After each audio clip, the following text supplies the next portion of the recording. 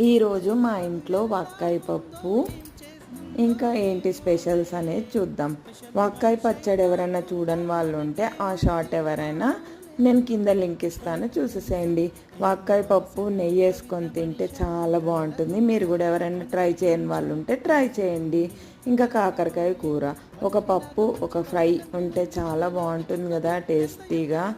చిన్న చిన్న కాకరకాయలు తీసుకొని కాకరకాయల మధ్యలో ఘాటు పెట్టుకొని అటు ఇటు తీసేసి కాకరకాయలు ఉప్పు పసుపు కారం వేసుకొని శనగపిండి లాస్ట్లో స్టవ్ బంద్ చేశాక వేయాలి. ఇక్కడ పల్లీలు చూపిస్తున్నా కదా, పల్లీలు అయితే ఉడకబెట్టుకోవడానికి తీసుకొచ్చాను.